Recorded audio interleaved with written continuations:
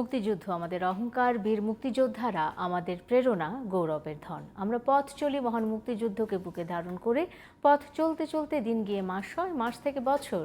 ঘুরতে থাকে রাজনীতি, অর্থনীতি, কূটনীতি সহ সব চাকা। যুগ যুগ ধরে রাজনীতির সংজ্ঞায় যে জনগণই সকল ক্ষমতার উৎস, আদতে সেই জনগণ কতটুকু ভাগ পায় রাজনৈতিক চর্চায়? নতুন নতুন জোট, রাজনীতির মেরুকরণ, ভোটের খেলায় কি প্রভাব ফেললো? মিলল কি সমীকরণ? দর্শক, সব প্রশ্নের উত্তর জানতে আজকের এই আয়োজন। সবাইকে স্বাগত জানাচ্ছি জুলফিকার স্টিল প্রেজেন্স ডিবেট টুনাইটে। আমি সোনিয়া হক আপনাদের সাথে আছি। আমরা জানি যে আজ ষষ্ঠ উপজেলা নির্বাচনের প্রথম ধাপের যে ভোট গ্রহণ সেটি অনুষ্ঠিত হয়েছে এবং সেটি আজকে আলোচনার বিষয় রেখেছি। শিরোনাম রেখেছি কেমন হলো প্রথম ধাপের উপজেলা নির্বাচন। এবং এই বিষয়টি নিয়ে কথা বলতে আমার অতিথিরাও এরই মধ্যে আমার সাথে যুক্ত হয়ে গেছেন। আজ আমার সাথে যুক্ত হয়েছেন সাবেক নির্বাচন কমিশনার মোহাম্মদ শাহনেওয়াজ, যুক্ত হয়েছেন চেয়ারম্যান জানিপপ ডক্টর নাজমুল আহসান কলিমুল্লাহ এবং যুক্ত হয়েছেন স্থানীয় সরকার বিশেষজ্ঞ ডক্টর তোফায়েল আহমেদ। তিনজনকেই স্বাগত জানাচ্ছি। এবং যেমনটা বলছিলাম, কেমন হলো প্রথম ধাপের উপজেলা নির্বাচন, অনেক কথা না বাড়িয়ে আমি প্রসঙ্গে চলে যেতে চাই, কারণ আমরা গত কদিন ধরে উপজেলা নির্বাচন নিয়ে কথা বলছি এবং ঘুরে ফিরে আপনারাই আমাদেরকে বিভিন্ন ধরনের মতামত দিয়েছেন, প্রতিক্রিয়া দিয়েছেন, পরামর্শ দিয়েছেন। আমি আলোচনাটা শুরু করতে চাই। আমি যদি মোহাম্মদ শাহনেওয়াজ স্যার আপনাকে দিয়ে আলোচনা শুরু করতে চাই, খুব বেশি না, বোধহয় গত পরশু এই বিষয়টি নিয়ে আমরা কথা বলছিলাম। আজকে নির্বাচন অনুষ্ঠিত হলো এবং কেমন হলো, এই প্রশ্নটা দিয়ে যদি শুরু করি। অনেক অপেক্ষার পরে ষষ্ঠ উপজেলা নির্বাচনের প্রথম ধাপ শেষ হলো। আশা করা গিয়েছিল যে সুন্দরভাবে নির্বাচনটা হবে এবং কোনো বিরাট কোনো ঝঞ্ঝাট অথবা কোনো রকম অঘটন ঘটবে না, সেভাবে হয়েছে, সব ঠিক হয়েছে। কিন্তু যে বিষয়গুলো আমরা লক্ষ্য করলাম সেটা হলো যে স্থানীয় সরকার নির্বাচনে ভোট জাতীয় নির্বাচনের চেয়ে একটু বেশি হয়, কিন্তু আমাদের যে সিইসি যে বক্তব্য দিলেন তাতে মনে হলো 30 থেকে 40% মাত্র ভোট পড়েছে। এটা একটু আশঙ্কাজনক। মানুষ যেন দূরে সরে যাচ্ছে ভোটের মাঠ থেকে, মানুষ ভোটের আগ্রহ হারিয়ে ফেলেছে, এটাই মনে হয়। এছাড়া ছোটোখাটো 11,500 ভোট কেন্দ্র ছিল, তার মধ্যে 34টা ঘটনা ঘটেছে, কয়েকজনকে অ্যারেস্ট করা হয়েছে, প্রিজাইডিং অফিসার, পুলিং অফিসার সহ। আর মারামারি হয়েছে, কিন্তু এমন কোনো ক্ষতি হয়নি কারো, আপাত দৃষ্টিতে আমরা যা জানতে পেরেছি। আর সবচেয়ে মানে ভালো কোনো রকম অঘটন, মানে মৃত্যু ধরনের কোনো ঘটনা ঘটে প্রায় সময় যা করে থাকে সুন্দরভাবে। অর্থাৎ নির্বাচন কমিশনের পক্ষ থেকে যা করার প্রয়োজন ছিল তা করেছে। সেটা হলো নির্বাচন কমিশন একটা সুন্দর নির্বাচন উপহার দেওয়ার চেষ্টা করেছে, সে করেছে। কিন্তু ভোটার টার্ন আউটটা মূলত নির্ভর করে যদি দল থাকে দলের উপর, অথবা যে প্রার্থী থাকে প্রার্থীর চেষ্টার উপর। সেই ক্ষেত্রে প্রার্থীরা বোধহয় এর বেশি আনতে পারেনি, তার কারণ যে আসলে বাংলাদেশে যে যাই আমরা বলি, যত দলই বলি, দল আসলে দুটোই মুখ্য, একটা আওয়ামী লীগ, একটা বিএনপি। একটা দল যখন আসবে না যে কোনো ইলেকশনেই, তখন সেখানে মানুষ ভোটাররা আগ্রহ হারিয়ে ফেলে, একপাক্ষিক ভোটের মতো মনে করে। যদিও জাতীয় নির্বাচনে দেখা গেছে আওয়ামী লীগের বাইরেও 62 জন হয়েছে। তো এই সব মিলে এইসব বিষয়গুলো চিন্তা করলে যে আসলে যে উৎসাহ, স্থানীয় সরকার নির্বাচনে যে উৎসাহ থাকার কথা, যে আনন্দ থাকার কথা, সেটা অনেকটুকু ম্লান হয়ে গেছে। সাদামাটা মানে ইলেকশন করার জন্য, নির্বাচন করার জন্য নির্বাচনের এরকম একটা দাঁড়িয়ে গেছে। যদিও ভোট না থাকাতে, প্রতীক না থাকাতে প্রতিদ্বন্দ্বিতা হয়েছে। বেশ কিছু এক এক গড়ে এক একটা পোস্টের জন্য বোধহয় 4 জন করে প্রার্থী ছিল, সেই তুলনায় ছিল। কিন্তু সেভাবে ভোট যদি 30 থেকে 40% নির্বাচন কমিশনের কথার দ্বারা যদি হয়, তাহলে আমি বলবো যে শুধু যারা মানে খুব কাছের লোক প্রার্থীদের তারাই ভোট দিতে এসছে, এমন যারা অনেক একটু আলগা থাকে অথবা নিরপেক্ষ থাকার চেষ্টা করে, তাদের মধ্যে সংখ্যা কমে গেছে, তারা আগ্রহ হারিয়ে ফেলেছে, সেটাই আমরা দেখছি। আর সবচেয়ে বড় কথা হলো যে নির্বাচন কমিশনের পক্ষ থেকে তো আর ভোটার আনাবার কোনো সুযোগ নেই। খালি এই আস্থা যদি তৈরি করতে পারে যে না, আমরা ভোট দিতে গেলে কোনো আগ্রহ হবে না, এই আস্থাটুকু আমার মনে হয় এই প্রথম ধাপে তৈরি করতে পেরেছে, যার ফলে আশা করছি যে পরবর্তী ধাপে হয়তো ভোটার টার্নআউটটা বেড়ে যেতে পারে। তবে সবার উপর নির্ভর করবে আসলে যারা নির্বাচন করার জন্য রাজনীতি করে, তারা যখন নির্বাচন বিমুখ হয়ে পড়ে, তখন ভোটাররা আগ্রহ হারিয়ে ফেলে এবং যার ফলে ভোটাররা এটা কোনো অর্থ খুঁজে মানে পায় না। রাজনীতিবিদদের রাজনীতি বিমুখতা, এটাই আসলে ভোটারদের নির্বাচন এটা বিমুখতার মূল কারণ। কারণ। এছাড়া তো আছে, ধরেন বৃষ্টির জন্য আসেনি কেউ, এবার সিইসি বলেছেন ধান কাটার বিষয় ছিল, কিছু লোক বিভিন্ন জায়গায় যায়, বিদেশেও আছে, এরকম থাকতে পারে, কিন্তু এই এর আগেও তো আমরা শুনেছি অতিরিক্ত শীত আবহাওয়া এইসব আবহাওয়ার জন্য আসেনি। বিষয়গুলোর কথাও শুনেছি। তো মূল কারণ যেটা আমার মনে হয় সেটা হলো আসলে একটা বড় দল যখন আসবে না, তার তো সাপোর্টার আছে, এবং আমরা জানি যে এই দুইটা দলের সাপোর্টার কম অল্প বিস্তর মানে কাছাকাছি আর কি। সেই ক্ষেত্রে একটা বিরাট অংশ তো আসবে না, এবং তারা শুধু আসেই নাই, তারা ওটার থেকে বিরত থাকার জন্য রাখার জন্য বিভিন্ন ভোটার থেকে চেষ্টা করেছে। সেই ক্ষেত্রে তো খুব আসার কথা না, আসেই নেই।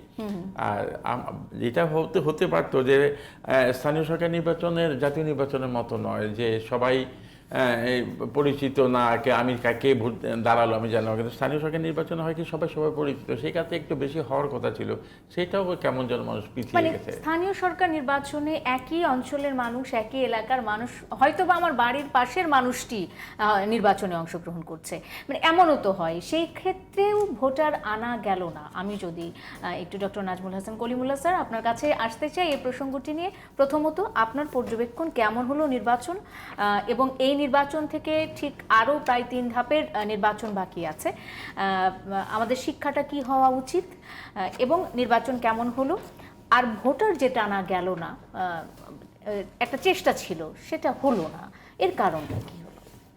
দেখুন,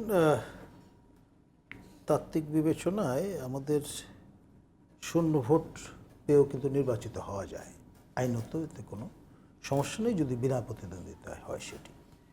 এখানে ন্যূনতম কোনো থ্রেশহোল্ড বেঁধে দেওয়া নেই যে এত % ভোট পেলে নির্বাচনটি সহি, না হলে নয়, বা পুনর্বার নির্বাচন আয়োজন করতে হবে। এই বিষয়টা সকল পক্ষই জানেন, এবং যে যখন ক্ষমতায় থেকেছেন এটা বেনিফিট নিয়েছেন বা অ্যাডভান্টেজ পেয়েছেন, পরিবর্তনের জন্য সচেষ্ট হননি। ফলে অন্য দেশের মতো যে প্রপোর্শনাল রিপ্রেজেন্টেশন সিস্টেম বা সেকেন্ড রাউন্ড, এটা ব্যাক অফ দ্য মাইন্ড প্রত্যাশা আছে, কিন্তু এটা প্রবর্তনের কোনো রকম উদ্যোগ আয়োজন কোনো পক্ষেরই টিল টু ডেট আমার চোখে পড়েনি। এখন স্থানীয় সরকারের প্রতিষ্ঠান উপজেলা, এবং এ ধরনের প্রতিষ্ঠানের নির্বাচনে মানুষ খুবই মোটিভ থাকেন, স্থানীয়তার উপাদান ডমিনেন্ট রোল প্লে করে। আপনার প্রার্থীর বাড়ি কোথায়, পূর্ব, উত্তর, দক্ষিণ, পশ্চিম কিংবা মধ্যাঞ্চলে কিনা, তারপর কিনশিপ, আত্মীয়তার একটা বন্ধন খুব জোরদার, জ্ঞাতি গোষ্ঠী এবং সেই সঙ্গে সমাজ ম্যাটার করে। আর এর পাশাপাশি আপনার বিপদে আপদে কার সক্ষমতা আছে পাশে দাঁড়ানোর, সলভেন্ট কিনা ক্যান্ডিডেট নির্দিষ্ট ব্যক্তিটি, এই বিষয়গুলো ম্যাটার করে। আর সব মিলিয়ে আপনার জাতীয় সংসদ নির্বাচনে যারা নির্বাচিত হয়ে এসছেন, তারা মাননীয় সংসদ সদস্যগণ সর্বাত্মকভাবে একটা চিন্তায় থাকেন যে যেই লোকটা উপজেলায় নির্বাচিত হয়ে আসবে সে হবে ভবিষ্যৎ চ্যালেঞ্জার। তো সুতরাং সেই লোকটি যাতে অ্যাটলিস্ট আমার প্রতি বৈরভাবাপন্ন না হয়, সেটা যাতে নিশ্চিত করা, সে ব্যাপারে পরোক্ষ প্রত্যক্ষভাবে এক ধরনের সচেষ্টতা থাকে। আমি উদাহরণ হিসেবে বলি, কুমিল্লার দেবিদ্বারে রাজি সাহেব, তিনি সাবেক সংসদ সদস্য, একসময় উপজেলা চেয়ারম্যান ছিলেন, সেই পদে ইস্তফা দিয়ে তিনি নির্বাচন করে জাতীয় সংসদের সদস্য হয়েছেন। আবার তাকে এবার যিনি হারিয়ে দিলেন প্রতীক পাওয়া সত্ত্বেও, তিনি কিন্তু উপজেলা চেয়ারম্যানের পদ থেকে ইস্তফা দিয়েই এবার ইন্ডিপেন্ডেন্ট ক্যান্ডিডেট হিসেবে জয়লাভ করেছেন। তো এই যে উদাহরণটা আমি দিলাম, যে সবাই কিন্তু ভালনারেবল ওই অর্থে, তো সেই জন্য যে কোনো মূল্যে আপনার নিয়ন্ত্রণটা পরোক্ষ প্রত্যক্ষভাবে রাখতে চান যে যার এলাকায়, এটা একটা বিষয়। এবং আজকে আমরা ওই জানিপুরের পক্ষ থেকে মেঘনা উপজেলাটাকে বেছে নিয়েছিলাম, ঢাকার খুব কাছে, এবং সেই সঙ্গে একসময় দুর্গম এলাকা বলে পরিচিত, এবং নির্বাচনে ভোট গ্রহণ শেষ হওয়ার পরপরই এখানে ঐতিহ্যগতভাবে খুন খারাপি হওয়ার একটা মানে ইতিহাস আছে।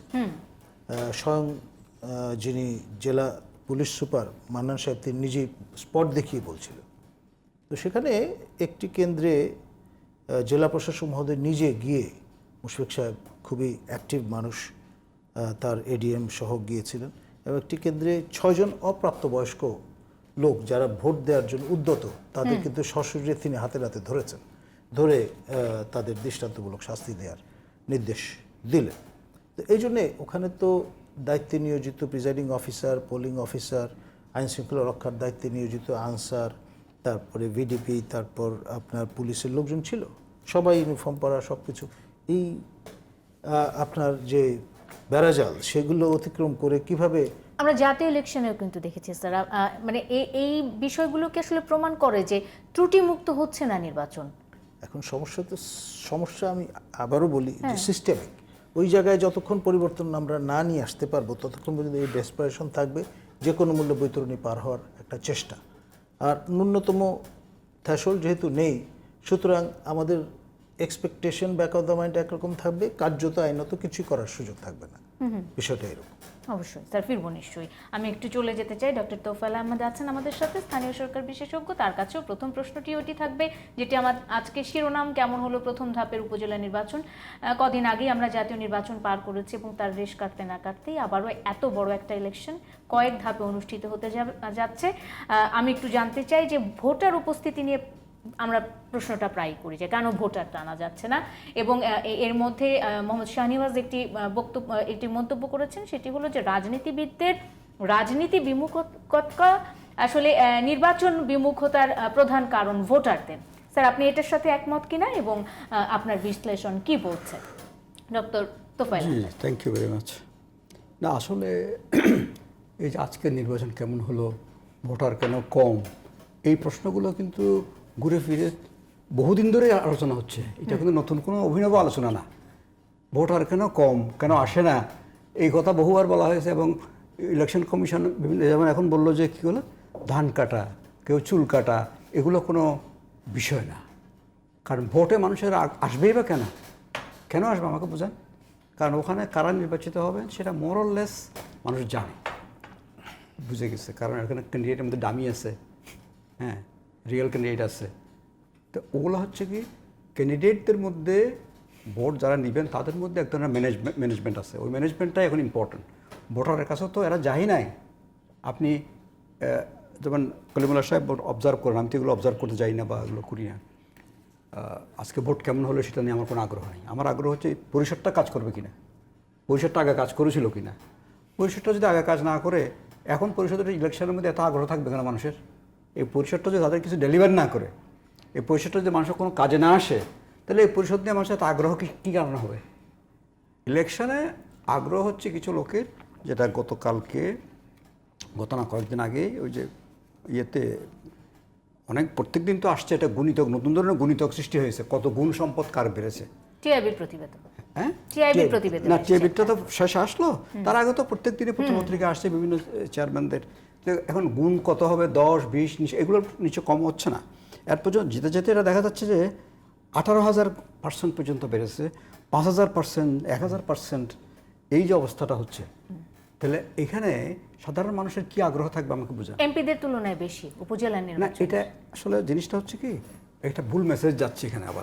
এই জিনিসগুলো খুব সহজ করে বলাতে, এত টাকা যে হয়েছে এটা কিন্তু উপজেলার সম্পদ মেরে হয় নাই, কারণ উপজেলাতে এত বাজেট নাই, এত বরাদ্দ নাই, এত বরাদ্দই নেই। তাহলে বরাদ্দ থাকলেও কি সবটাই ওনারা চুরি করতে পারবেন? নাও, এটা নতুন সংস্কৃতি, এই কারণে মানুষ ভোটে আসছে না।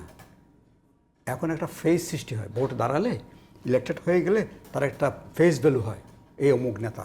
যেমন ধরুন অনেকে ইলেকশনে আসতে পারছেন না, কিন্তু তারা চাঁদাবাজি করবেন, তারা কি করে, পোস্টার দেয়। ঈদের সময় ঈদ মোবারক দিয়ে বিরাট পোস্টার দিচ্ছে, তারা আমি কোনোদিন চিনি না। আমার এলাকায় যাদের পোস্টার দেখি তাদেরকে আমি কোনোদিন দেখিনি এবং তাদের নামও শুনি না, দরকারও মনে করি, দরকারও নাই। কিন্তু সে পোস্টারটা কেন দিয়েছে? এটা হচ্ছে তার চেহারাটা আপনি চিনে রাখুন, কারণ সে চাঁদা চাইতে আসবে আপনার কাছে। হ্যাঁ, তাহলে সে তখন চিনবে যে হ্যাঁ নেতা, তার সাথে বেশি কথা বলা যাবে না। আর এখন এই লোকগুলো ইলেকশনে দাঁড়িয়ে তারা কিন্তু জনসেবা করার জন্য ইলেকশন করে না। বেশিরভাগ ক্ষেত্রে উপজেলার চেয়ারম্যান, আমি তো এদের সাথে কাজ করেছি। প্রথম উপজেলা যেটা হয়েছিল এরশাদের আমাদের প্রথম উপজেলার রিপোর্ট প্রণয়নের শুরু থেকে আরম্ভ করে এটার এন্টায়ার ট্রেনিং হাবি জাবি সব কিছুর মধ্যে ছিলাম। ঠিক একই রকমভাবে থার্ড উপজেলা, সেকেন্ডটা তো কাজ করে নাই, থার্ড উপজেলা যা 2009 হইলো, এটা অনেকটা স্টেবল আস্তে আস্তে হয়ে আসছিল। কোর্স করেছি, দেখেছি যে এখন উপজেলা চেয়ারম্যান যারা হচ্ছেন তারা কিন্তু উপজেলায় থাকে না। ঢাকা শহরে আপনার আশপাশে অনেকগুলো উপজেলা চেয়ারম্যান পাবেন, তাদের বাড়িঘর এখানে, তারা থাকে এখানে কিন্তু। কারণ এরা জাতীয় রাজনীতি এবং ব্যবসা বাণিজ্যের তদবির এগুলোই করেন বেশিরভাগ, কারণ ওই ফেস ভ্যালুটা নিয়ে। সুতরাং এই জন্য পরিষদগুলোতে কিন্তু তাদের কোনো আগ্রহ নাই। পরিষদ চালাচ্ছে ইউএনও সাহেব ওখানে বসে, কারণ সরকারি চাকরি উনি চলে আসতে পারবেন না, উনি থাকতে হবে ওখানে কেন্দ্রীয় সরকারের প্রতিনিধি। জি, ইনি না থাকলেও কোনো অসুবিধা নেই, উনি গিয়ে মাসের শেষে গিয়ে 2-1 সিরিজের টিচার থাকে, এগুলো করে দিয়ে চলে আসছেন। এখন এই যদি সিস্টেম হয়, এটা যদি কোনো মনিটরিং না থাকে, মন্ত্রণালয় আছে একটা, মন্ত্রণালয়ে এরকম বহু রকম কর্মকর্তা আছে, আবার ওই ডেস্ক আছে আলাদা, উপজেলার ডেস্ক, তাই না? কিন্তু পরিষদটা যে কাজ করছে না, সেটা কিন্তু কোনো সময় মন্ত্রণালয়তেই এটা কিন্তু কোনো রকমের তদারকি করা হচ্ছে না। কিন্তু ডেপুটি কমিশনার, বিভাগীয় কমিশনারদের কিছু দায়িত্ব আছে, কিন্তু তারাও কিন্তু এটা করছেন না। ডিস্ট্রিক্টে একজন, ডিভিশনে আছেন একজন director local government, divisional commissioner অফিসে, ডিস্ট্রিক্টে একজন আছেন ডেপুটি ডাইরেক্টর লোকাল গভর্নমেন্ট। ওই তাদের কী কাজ? এখন তাদেরকে ট্রান্সপোর্ট দেওয়া হয়েছে, আরও অনেক কিছু দেওয়া হয়েছে, আগে ছিল না এগুলো, কিন্তু ওই পর্যন্তই। তাহলে লোকাল গভর্নমেন্ট সিস্টেমটা কাজ করছে না, ইলেকশন কীভাবে কাজ করবে আমাকে সেটা বুঝান। আমি সেক্ষেত্রে নির্বাচন কমিশন আসলে কতটুকু ভূমিকা পালন করতে পারে? নির্বাচন কমিশন হচ্ছে, কি বলবো আমি, এটা উনি আছেন, ওনারা বলবেন, এই যে যেমন বলছেন যে দান কাটার জন্য মানুষ যায়নি, হ্যাঁ, ওনাদের বেশি কিছু রোল নাই, না, কারণ মাঠে নির্বাচন করে, মাঠের যারা অ্যাপারেটাস তারা, ওনারা তো মাঠে নির্বাচন করবেন না। ওনারা নির্দেশনা দিবেন, অর্ডার দিবেন, রেগুলেশন দিবেন, কী বলে আচরণবিধি তৈরি করবেন, হ্যাঁ, এবং উপর থেকে রেফারি হিসেবে দেখবেন, তার বেশি কিছু করার নাই তো তাদের, তারা তাই করছেন। প্রধান নির্বাচন কমিশনার এবারও বলেছিলেন যে প্রভাবের যে বিষয়টি রয়েছে, সেই প্রভাব সম্পর্কে তিনি বলেছিলেন যে দলীয় শৃঙ্খলা যদি কোনো রাজনৈতিক দল না মানে, সেক্ষেত্রে আসলে নির্বাচন কমিশন কোনো দায় নেবে না, এমনটা তিনি বলেছেন। কিন্তু যখন দলীয় শৃঙ্খলা না মেনে কোনো একটি রাজনৈতিক দল নির্বাচনকে প্রভাবিত করার চেষ্টা করে, তখন সে দায় তারা এড়াতে পারে কি না? শুনেন, এখানে মজার বিষয় আছে। নির্বাচন কমিশনের দায় নাই এটাও ঠিক, আবার দায় আছে সেটাও ঠিক। কেন? হু রেজিস্টার দিস পার্টি? রেজিস্ট্রেশন অথরিটিটা কে? রেজিস্ট্রেশনের কতগুলো শর্ত আছে, তো ওই শর্তকে নির্বাচন এই দলগুলো পালন করে। যেমন সন্ত্রাসের প্রশ্ন আছে, আরও অনেকগুলো প্রশ্ন আছে, টাকা পয়সার প্রশ্ন আছে, সেগুলোকে নির্বাচন কমিশন হস্তক্ষেপ করেছে কোনো সময়?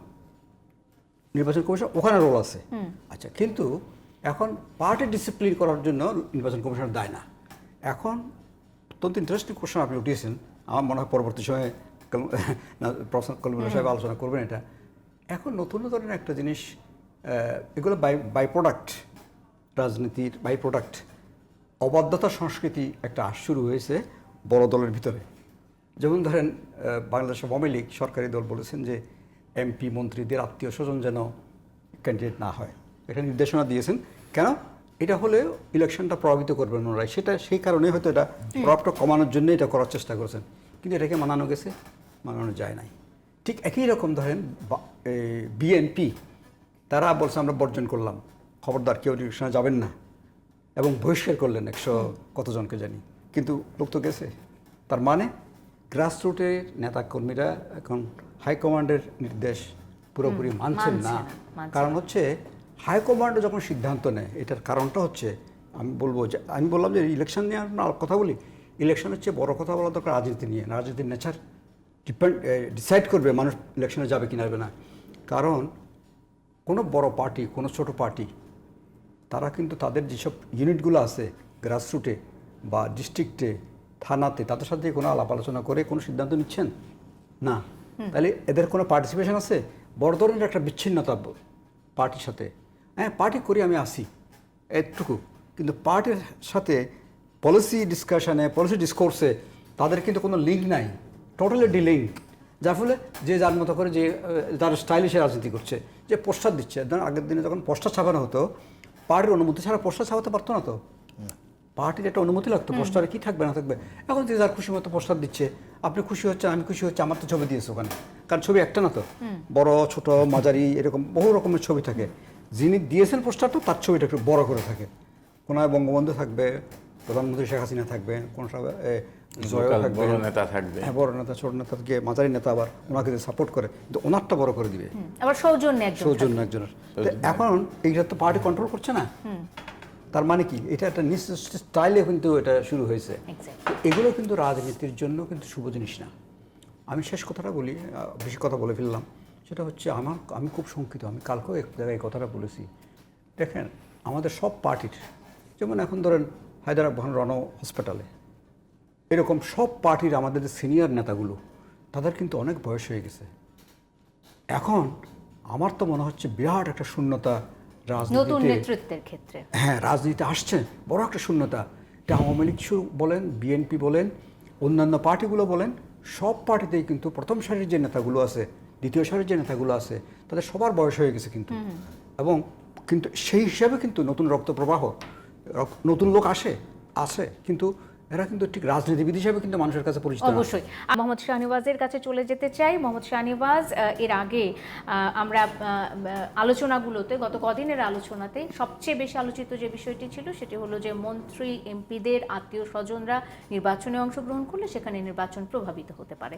কতটুকু প্রভাবমুক্ত রাখা গেছে আপনার, মানে সারা দিনের যদি আপনি সংবাদগুলোকে পর্যালোচনা করেন, আপনার মন্তব্য কি হবে? প্রভাবমুক্ত রাখা গেছে? আসলে মন্ত্রী এমপিদের যে আত্মীয় স্বজন যে সব জায়গায় ছিল তা না। পছন্দের প্রার্থী তো ছিল। হ্যাঁ, পছন্দের সেটাই আসছে, পছন্দের প্রার্থী ছিল, আত্মীয় স্বজন ছাড়াও পছন্দের প্রার্থী ছিল। আর সবচেয়ে ধরেন আওয়ামী লীগ, এখন যে সরকার আছে সে আওয়ামী লীগ এর প্রধান যিনি, অর্থাৎ আওয়ামী লীগ নেত্রী বলেছেন যে তোমার এগুলো মানে এইভাবে আত্মীয় স্বজন দিও না, কেউ শুনছে না। অর্থাৎ চেইন অফ কমান্ডও বোধ হয় একটু হালকা হয়ে গেছে, কেউ কাউকে মানছে না। দেখেন আজকে ইন্টারভিউতে ইয়েতে শাহজাহান খান, একবার নাম ধরেই বলছে, মাদারীপুরে শাহজাহান খান ইন্টারভিউ দিলেন, আমার ছেলে খুব ভালো মানুষ, নামাজি লোক, হ্যাঁ আশা করি জিতবে। এটা বলার কোনো অধিকার নেই, এটা যে একবারে টোটাল ভায়োলেশন ওই যে কোড অফ কন্ডাক্ট। হ্যাঁ, কিন্তু কে একবার ওপেন, মানে এগুলো চিন্তা নেই, এগুলো কে দেখবে? এমন বলে নির্বাচন কমিশন দেখবে, অবশ্যই দেখবে। এখন নির্বাচন কমিশন এগুলোর পিছিয়ে, মানে আমি বললাম যে সব আসলে করতে পারে না। আসলে যেই দায়িত্ব আছে, আমি নির্বাচনটা সুন্দরভাবে করব, ওই কথা বলো, ওকে আটকাবো, এগুলো প্রত্যেকের দায়িত্ব। সংবিধান অনুসারে নির্বাচন কমিশনকে সবাই সহযোগিতা করবে। একবার সংবিধান হলো সবচেয়ে বড় আইন দেশের, সেখানে বলা আছে কি করে না। এমপি সাহেবরা মনে করে যে অন্যান্য যারা আছে সব বোকা, ভোটাররা মহা বোকা, কাজে আমি যা খুশি তাই করবো। কিন্তু ভোটাররা এই যে রিভল্ট করা উচিত, যে আচরণবিধি মানে না সে কী করে আমার এমপি হবে, কে করে আমার মন্ত্রী হবে। এরকম অঘটন ঘটেছে ডাইরেক্টলি অনেক জায়গাতেই। ওই যেটা বললাম যে খালি যে আত্মীয় স্বজন তা না, আত্মীয় স্বজন ছাড়াও ওই আমার প্রিয় লোকটার দরকার। এখন কেন দরকার এটা অনেকটুকু চিন্তা করে আমি নিজের সম্পর্কেও শঙ্কিত হয়ে পড়েছে এমপি সাহেবরা, মন্ত্রী সাহেবরা, যে আমি যদি আমার লোক না আনতে পারি তাহলে কি আমি নেক্সটে ভোটে জিততে পারবো। অর্থাৎ ওই যে আমার যারা পেছনে আছে তাদের উপর নির্ভরশীল, ভোটারের উপর নির্ভরশীলতা কমে গেছে। বিভিন্ন জায়গাতে নতুন প্রার্থী দেখা গেছে, এর পেছনে কি অন্য কোনো কারণ আছে? বিভিন্ন জায়গায় তো নতুন প্রার্থী তো আসতেই পারে, যেহেতু ওপেন করে দিয়েছে সেটা আসতেই পারে। এই সুযোগে যারা চান্স পায়নি, হ্যাঁ, অথবা যারা এই সুযোগ পেয়ে গেল যে হ্যাঁ এবার আমি ইলেকশন করতে পারবো। আমার কিছু কিছু জায়গা আছে যেখানে একজন আছেন তো আছেনই, এটা জাতীয় নির্বাচনে বলছি, তাকে আর সরানো হয় না। এবং উনি কত পপুলার হয়ে গেছেন আর কত আনপপুলার ওইটা নিয়ে ও থাকবেই, এরকম যেমন আমাদের আশেপাশেই আছে।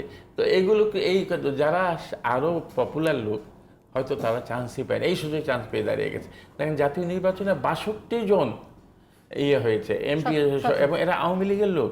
তাহলে কি দাঁড়ায়? যদি এর মধ্যে অনেকে কিন্তু ভয়ে অথবা রাজনীতিতে বিপদে পড়বে বলে অনেকে দাঁড়ায় না, এরকম দাঁড়ালে তো আরও সংখ্যা বেড়ে যেত। যে কজন দাঁড়িয়েছে তার মধ্যে 62 জন স্বতন্ত্র, এরা আওয়ামী লীগের লোক। অর্থাৎ নমিনেশনটা সঠিক হয় না, জনগণ যাকে পছন্দ করে সেখানে নমিনেশনটা, সেখানে মূলধারার রাজনীতি সেটি আসলে জনপ্রিয়তা হারাচ্ছে, আস্থার জায়গা থেকে সরে যাচ্ছে। এটা একটা হচ্ছে রাজনীতি যারা করে তারা তো জনপ্রিয়তা হারাবে, পাওয়ারেই গিয়ে তারা জনপ্রিয়তা নিয়ে মোটেও চিন্তা করে না। আমাদের রাজনীতিবিদের 60-70 ভাগই হলো বিজনেসম্যান, তারা কোনো মতে নির্বাচনে দাঁড়িয়ে ভোটটা কোনো মতো ওইখানে খুব আন্তরিকতা দেখায়, তারপরে ঢাকায় যে উঠে আসা যায়, স্থানীয় পত্রিকা উঠে আমাদের এমপি ওই 2 দিনের জন্য এলাকায় আসিতেছেন, 1 দিনের জন্য আসিতেছেন, যেন অত একটা নিয়ম করা উচিত যে এমপি হবে অন্তত বছরের 2/3 সময় অথবা অর্ধেক সময় এলাকাতে থাকতে হবে। তাহলে দেখবেন এই আমাদের বিজনেসম্যানদের অনেক অসুবিধা হয়ে যাবে এবং এই বিজনেসম্যানও কমে যাবে, একটা হতে পারে। আর স্থানীয় রাজনীতিবিদদেরকে গুরুত্ব দিতে হবে। যদি রাজনীতিকে রাজনীতির মতো রাখতে হয়, স্থানীয় এই বিজনেসম্যান সব দলে, আওয়ামী লীগ বলেন, বিএনপি বলেন, সব দলে, জাতীয় পার্টি সব দলেই বিজনেসম্যান বেছে বেছে, এরা কোনো সময় পলিটিক্স করে না। পয়সা আছে কি বা কী জন্য তাদেরকে নমিনেশন, পয়সা থাকলে নমিনেশন হতো, রাজনীতিতে কোনো কথা নেই, তাই হয়ে যাচ্ছে। এবং কোনো সময় আসে না, দেখা যায় ইলেকশনের সময় 2-4 দিন ঘুরে তারাই নমিনেশন পায়। এবং যারা মানে ত্যাগী কর্মী তারা কিন্তু প্রায় জায়গাতে অবহেলিত। একবার সুযোগে যে পেলো গত 7 তারিখ, মানে জানুয়ারির 7 তারিখ দেখিয়ে দিয়েছে, তাও তো সব দাঁড়ায়নি। ভয়ে যে আমি দাঁড়ায় আরো কোন বিপদে পড়বো, মহাশক্তির পেছনে আমি এই বিরাট পয়সাওয়ালা অথবা বিরাট রাজনীতির ছায়া আছে এদিকে, এই জন্য অনেকে দাঁড়ায় না। যদি সব জায়গাতে এরকম দাঁড়াতো তাহলে বোধহয় 100-এর উপরে উঠে যেত এই স্বতন্ত্র। কারণ মানুষ ভুল করে না, ভোটাররা ভুল করে না ভোট দিতে, রাজনীতিবিদরা সবাই বোকা, মানে তারা যেখানে ভোট দেওয়ার সুযোগ পেয়েছে সেখানেই তারা ভোটটা দিয়েছে। রাজনীতিবিদরা সবাইকে বোকা ভাবতে পারে, কিন্তু আসলে ভোটাররা বোকা না, ভোটার কোনো সময় বাজে ভোট দেয় না, সবসময় ঠিক মতো ভোট দেয়। অসংখ্য ধন্যবাদ স্যার, অসংখ্য ধন্যবাদ। আমি একটু ওই প্রসঙ্গটার রেশ ধরেই আমি ডক্টর কলিমুল্লাহর কাছে আসতে চাই। স্যার, যেটা বলছিলাম যে দুই বক্তার আলোচনাতে যেটা আমরা বুঝতে পেরেছি সেটা হলো যে তৃণমূলের যে রাজনীতি, সেই রাজনীতি থেকে কেন্দ্রের রাজনীতিটা অনেকখানি সরে যাচ্ছে। আমি অনেক আগে একটি বড় রাজনৈতিক দলের একজন বড় নেতাকে প্রশ্ন করেছিলাম যে আসলে তৃণমূলের রাজনীতিটা কি। তিনি বলেছিলেন তৃণমূলে কোনো রাজনীতি হয় না। এই বিষয়টিকে আপনি কিভাবে বিশ্লেষণ করেন যে ঠিক এই মুহূর্তে বিএনপি যখন একের পর এক বহিষ্কার করছে তার নেতাকর্মীদেরকে এবং এইসব নির্বাচনগুলোতেও অংশ নিচ্ছে না, এবং তারা ভাবছে যে আসলে খুব বেশি এই 133 জন 36 জন মানুষ কেউ নয়, আসলে তো তাদের পেছনে যে একটা বিশাল সংখ্যায় নেতাকর্মী রয়েছে, সমর্থক গোষ্ঠী রয়েছে, তাদেরকে তো বিএনপি হারাচ্ছে। বিএনপি শুধু কেন, আমি যদি বড় রাজনৈতিক দল আওয়ামী লীগের কথা বলি তাহলে তো ওই একই কথা খাটে, এমনটাই তো স্যার। দেখুন, মূল যে জায়গাটা মানে পার্টি হুইপিংয়ের, সেখানে বড় রকমের চিড় ধরেছে, এবং এই রিয়েলাইজেশনটা ডেফিনেটলি সেন্ট্রাল লিডারশিপের আছে। সেই জন্যই তারা এক্সার্ট করতে চান না, শাই হয়ে করছেন, মানে অ্যাডহক একটা পলিসিতে চলছেন যে সময় আসুক পরে দেখা যাবে। মানে আগে যেমন কেউ যদি পার্টি ডিসিশনের বাইরে গিয়ে প্রার্থী হতেন তাকে বিদ্রোহী প্রার্থী হিসেবে চিহ্নিত করা হতো এবং বহিষ্কার করা হতো, এবং কোনো কোনো ক্ষেত্রে চিরতর বহিষ্কার করা হতো, ভবিষ্যতে একদম কোনো খানা নেই, এরকম একটি অবস্থা। কিন্তু সেটাও কিন্তু চিরস্থায়ীভাবে আর মানে ওই যে লর্ড কর্নওয়ালিসের চিরস্থায়ী বন্দোবস্ত আর রেলেভেন্ট না বাংলাদেশে, এরকম একটা জায়গায় গিয়ে দাঁড়িয়েছে। মূল বিষয়টা হচ্ছে আপনার নগদ নারায়ণ এবং নগদ নারায়ণের যে প্রভাব এবং ক্যারিশমা, সেটা যদি থাকে তাহলে আপনি পেশি শক্তির প্রসারণের যে ব্যাপারটা, সেটাও কিন্তু আপনি এনশিওর করতে পারেন, কারণ সব কিছু নির্ভর করছে এই পাতকীয় অর্থের উপর। তো ফলে আপনার সবারই যে কোনো মূল্যে চেষ্টা থাকে যে বৈতরণী পার হতে পারলেই তো আমি এই বিষয়গুলোর কর্তৃত্ব আমার নিয়ন্ত্রণে নিতে পারব, মানে যে টাকাটা খরচ করেছি সেটা তো তুলতে পারব, তোলা তো অবশ্যই যাবে, তার উপরে বাড়তি যা কিছু থাকবে তার চিত্র তো টিআইবি তুলেই ধরেছে, তাই না? তো ফলে এখানে আপনার স্থানীয়তার যে উপাদানগুলো আগে মূল নিয়ামক হিসেবে ভূমিকা পালন করতো, সেগুলো অনেকটা ফিকে হয়ে আসছে এবং এক ধরনের ইলেকশন ফ্যাটিগ ডেভেলপ করেছে। মানে টাইম ইজ মানি, এবং সেটা কোন জায়গায় ব্যয় করাটা আমার জন্য বেহেতের, হাসল ফ্রি, সেই বিষয়গুলো খুঁজে নিচ্ছে নতুন প্রজন্ম। সুতরাং এই পার্থক্যটা কোথায়? মানে আমি যদি বলি যে সেই প্রথম উপজেলা নির্বাচন, ষষ্ঠ উপজেলা নির্বাচন, মাঝখানে একটা বড় সময়, মাঝখানে আরো কয়েকটা নির্বাচন, পার্থক্যটা কি হলো? 80-র দশকে প্রথম জেনারেল এরশাদ যখন ঘোষণা দিলেন যে উপজেলা নির্বাচন হবে, জনরোষে সম্মুখীন তিনি হয়েছিলেন এবং তাকে পিছিয়ে আসতে হয়েছিল। ডাস্ট সেটল ডাউন করার পর তিনি কায়দা করে নির্বাচনটা করে নিয়েছিলেন, এবং সেই নির্বাচনকে ঘিরে প্রথম ডোমেস্টিক ইলেকশন মনিটরিং এফোর্ট চালু করেছিলেন আমাদের ফাদার টিম, এবং সেই থেকে শুরু, এবং ক্রমে যেটা জনরোষ দিয়ে শুরু সেটা ক্রমে কিন্তু থিতিয়ে এসছে। কালা ফারুকের মতো ব্যক্তি নির্বাচিত হয়ে এসছেন ভাঙ্গা থেকে, যাকে সাদা ফারুক 3 টুকরা করে মেরে ফেলেছে। মানে এই ধরনের ক্যারেক্টার কিন্তু একটা সময় ছিল। তো ফলে এখন যে পরিস্থিতিটা, এখানে আপনার এক ধরনের কোয়াইট ভায়োলেন্সের স্পেস তৈরি হয়েছে। প্রকাশ্যে মারামারি ঝামেলা করার কোনো প্রয়োজন হচ্ছে না, মানে হিসাব নিকাশগুলো আগে অন্যত্র সেটেলড হয়ে যাচ্ছে। অসংখ্য ধন্যবাদ স্যার। নিশ্চয়ই আরও কয়েক ধাপে নির্বাচন আছে, আপনাদের মতামত তো জানবই। আমি একটু চলে যেতে চাই ডক্টর তোফায়েল আহমেদ স্যারের কাছে। স্যার, রাজনীতিতে যে সবচেয়ে বড় সংকটের কথা আপনি বলছিলেন, অনেক আগে এই প্রশ্নটিও আমি একজনকে করেছিলাম যে নতুন নেতৃত্বটা আসলে তৈরি হবে কেমন করে, কারণ নতুন প্রজন্ম যারা, তারা রাজনীতি সম্পর্কে যে খুব ভালো ধারণা পোষণ করে তা না। মানে আমাদের এক্সাম্পলটা কি, আমরা উদাহরণটা কি তৈরি করে যাচ্ছি তাদের সামনে? এখন রাজনীতিটা কেন করবে? এখন রাজনীতির পরিবারের বাইরের লোকের পক্ষে রাজনীতিতে এন্টার করা, প্রবেশ করা খুব ডিফিকাল্ট হয়ে গেছে।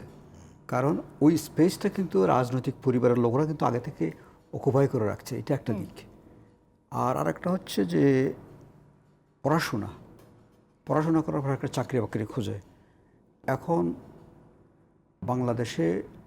বাংলাদেশের যেটা ছাত্র যারা লেখাপড়া করছে, তাদের মধ্যে বড় ধরনের একটা হতাশা কাজ করছে যে এই পড়াশোনা করে আমি কোথায় যাব, কি হব, কি করব, কারণ আমার তো চাকরি বাকরির সম্ভাবনা কম।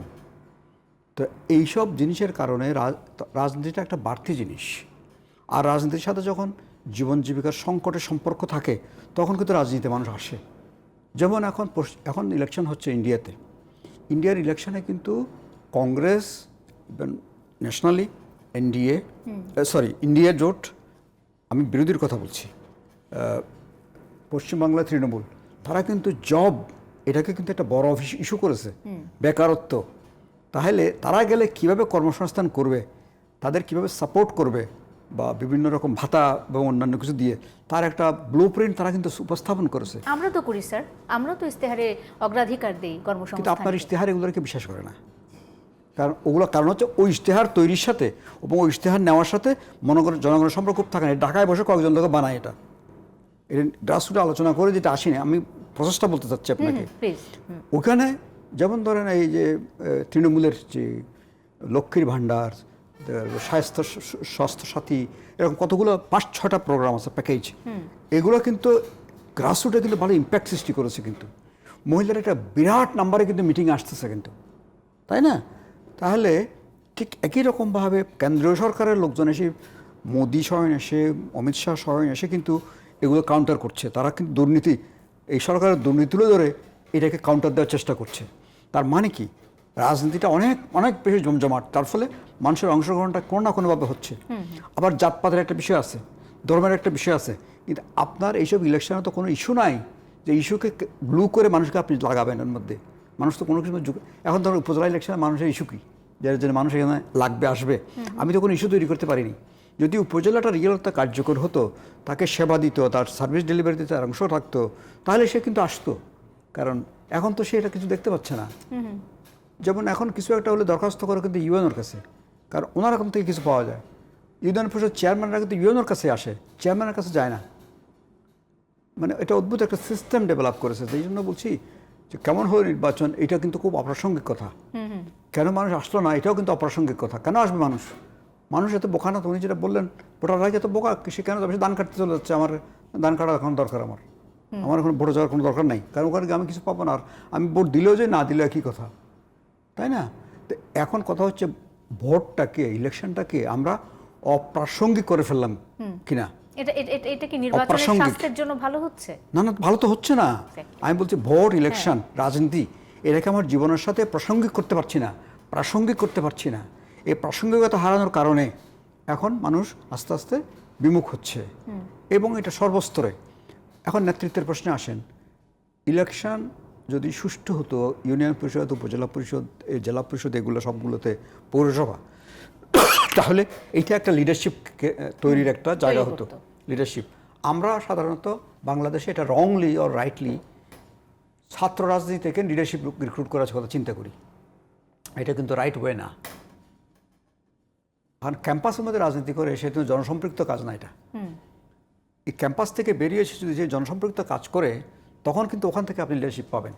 আপনি ওয়েস্ট তৃণমূলের কথা আমি আবার বলবো, বা ওয়েস্ট বেঙ্গলের কথা, ওখানে মহুয়া মৈত্রের মতো লোক, এরকম সায়নী ঘোষের মতো লোক, এরা তো একদম গ্রাসরুট থেকে রাজনীতি করে বড় হয়নি।